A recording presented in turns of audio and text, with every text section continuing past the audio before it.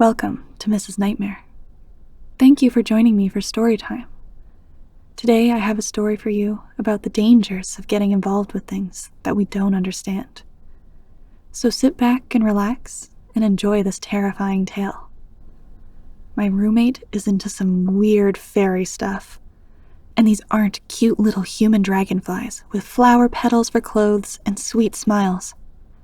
I don't know about you guys, but when I think of fairies, I'm picturing something like Tinkerbell. Yeah, I know, she's technically a pixie, sue me. That is not the stuff my roommate is messing with. I noticed she was weird when I moved in. She was advertising for a roommate on Craigslist, and she said she needed someone who was open-minded, who was all right with strange people coming and going at all hours, who wouldn't ask questions about things that didn't involve them, and who would be okay with sharing a bathroom. Yeah, okay, not ideal, but I didn't need ideal. I needed livable. And honestly, I didn't really care what she did in her spare time. Hell, she could have been cooking meth in her room. As long as she didn't get me involved in her drug deals, I didn't care. Turns out, she wasn't dealing drugs. Unless she was sharing marijuana with her deadbeat friends or something. Instead, she was into the occult. Supernatural stuff. Conspiracy theories. She believes in anything and everything. She's convinced she's seen Bigfoot. She was abducted by aliens when she was 10 years old. That kind of stuff. Is it terrible for me to say that I kind of like her? I mean, let's make no mistake here. She's messed up in the head. But she's actually a really good roommate. Pays her bills on time, cleans up after herself, asks me before having her weird gatherings and rituals and stuff. Whenever she buys groceries, she grabs my favorite candy bar for me. And at least she's interesting. I'd rather sit and talk to her for an hour than listen to Nancy from work describe her latest MLM adventures. And before you argue with me, Stella, that's the name my roommate chose for herself, I guess, doesn't vote, so it's not like her weird opinions and beliefs hurt anyone else. She told me once she thinks that if you enter a voting booth, the government will put you to sleep, embed your skin with a mind-reading chip, and release you back into society, and you won't have any memory of what happened. And that it happened to her mom, and that's why her mom believes in evolution. Right. Anyway, so life with Stella wasn't terrible. We got along okay for the most part, and we managed to live together for 6 months before her weirdness started getting a little too close for comfort. What do I mean by that? Well, one morning I woke up to mold growing in a ring in our living room. Seriously, it was a huge-ass ring. Our living room is actually pretty sizable, especially since Stella didn't believe in furniture, so it's practically empty, except for her weird candles everywhere. It never bothered me, since I don't use the common spaces much anyway. But mold growing in my apartment was definitely not okay. Stella, what the hell is this? I asked. Stella was sitting at the edge of it, a mountain of books next to her. I saw a few titles straight away. Myths of the Fae folk, fairies and other creatures, the magical arts. In her hands was a book on botany, which was extremely peculiar in the moment, but not so much in hindsight. It's a fairy ring. At least it will be, she said, a small frown on her petite lips as she pored over her book. I bit back the urge to scream. I don't know what a fairy ring is, but I'm pretty sure it doesn't belong in our living room. If you don't get it out of here, so help me. Stella sighed and put her book down. I thought you'd say that, she said, reaching into the black messenger backpack at her side and pulling out a slightly crumpled envelope. She always had that bag on her, and I often saw her pull out any number of weird things from it, so you can understand that I was a little hesitant to take that envelope from her. But I did, and I opened it, and immediately my frayed nerves were soothed. $500 in cash will do that to a person. For the inconvenience, she said, going back to her book without a second glance at me.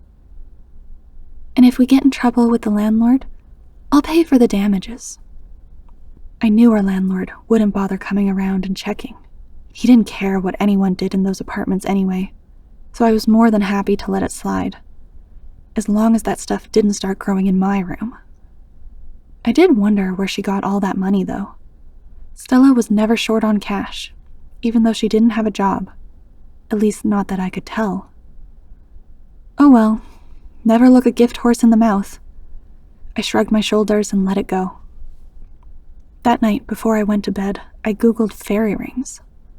I only read for about 5 minutes before I got bored and gave up on it. Do you know how much has been written about these things? Too effing much. Anyway, I figured out 2 very important things. First, many cultures believe that fairy rings are caused by fairies or pixies dancing in a circle. Second, mortals absolutely should not mess around with them. Now, I wasn't worried. Not only did I not believe in fairies, but I was also pretty sure you couldn't just grow your own fairy ring. I figured that Stella would lose interest in a few weeks, like she always did with her random obsessions, and then she'd get rid of it and life would continue as normal. Before that had a chance to happen, however, the fairy ring grew. After a few days, it had sprouted mushrooms. I'm not kidding you. Literal mushrooms were growing in my living room. Stella seemed overjoyed with this arrangement. I was pretty grossed out because our room was starting to smell. Damp and musty and just gross.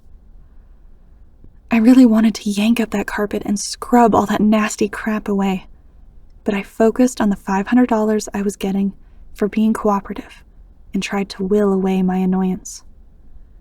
Stella's excitement grew over the next few days until it spilled over into the few conversations we had. "It's almost ready. They'll be here soon. I can feel it," she said one night when we were having a beer. She was sitting in the middle of the circle while I stayed far outside of it. Not out of superstition, but because I wasn't going near that nasty thing. "Are you sure that's how it works?" I asked. My skepticism must have been obvious because her response was just on this side of indignant. "I've done my research, Janice. It's like that movie. What was it? If you build it, they will come. Just like that. I've made the ring. They won't be able to resist dancing in it. That's just how it works." I wasn't convinced, but hell, why not? It's not real anyway, so who cares how she thinks it works? "So, what happens afterwards?" I asked. She looked confused. "After what?" "After the fairies show up," I said. "What happens? Do you talk to them, trap them, ask them to grant you a wish? What?" She stared at me in utter bewilderment for a second, and then burst out laughing. "Janice, you're so funny sometimes," she said. I chose not to press the point. Instead, I finished my beer and went to bed. Things played out about how I expected over the next week or so. Stella was obsessed with her fairy ring. I cycled between ignoring it and indulging her. Eventually, her interest started to wane, and she began to turn her attention to other things. I noticed a few books on the Jersey Devil appearing around the apartment, so I figured that's what would plague my life next. I felt like I was living in some sort of sitcom. And then, 3 weeks ago, something different happened. I woke up around 4 in the morning, my sleep disturbed by a strange blue glow coming from under my door. I stumbled out of bed, rubbing the sleep from my eyes as I went in search of the light source. As soon as I entered the living room, I was almost blinded by the blue light assaulting my eyes. I swore to myself as I shielded my face, trying to let my eyes adjust. Eventually, they did, and I was able to take in the terrible sight that awaited me. Stella, naked, dancing on the fairy ring. Her body twisted and jerked, almost like she was being pulled along. She stumbled but didn't fall, going round and round so quickly it made me dizzy. I started to walk towards her, confused and somewhat unsettled. Was she on acid or something? I almost just went back to my room and pretended I hadn't seen anything. But then the blood caught my attention. It oozed from small cuts all over her body. A ring of blood was crusted around her wrists. Slashes across her abdomen resulted in red rivulets tracing paths down her legs. Finally, I saw her face. Her eyes were fixed on me, and a shudder worked its way down my spine.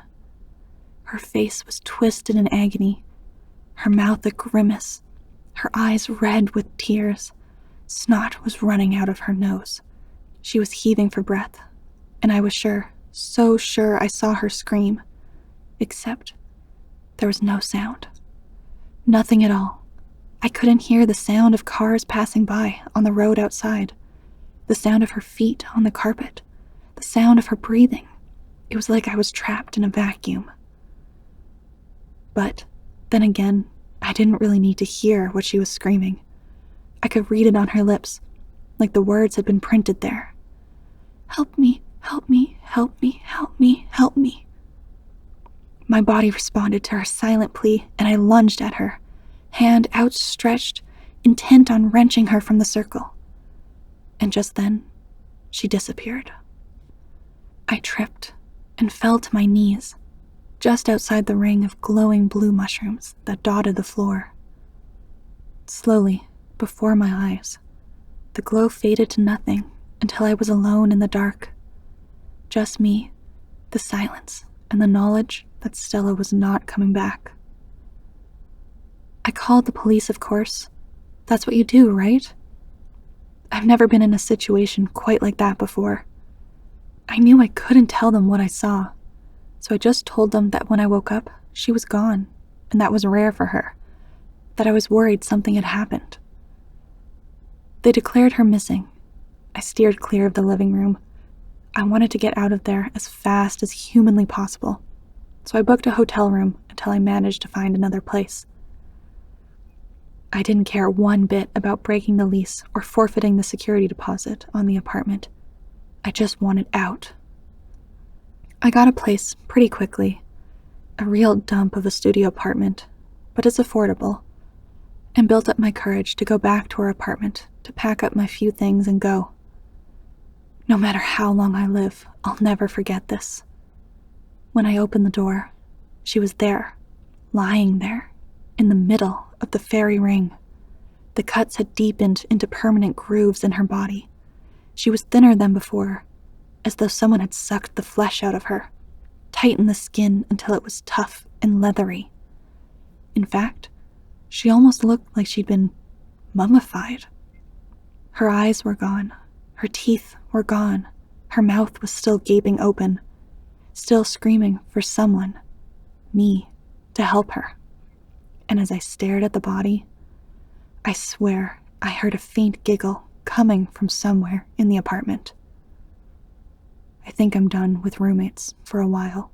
Thank you for coming to Mrs. Nightmare's Storytime, and I hope to meet you again.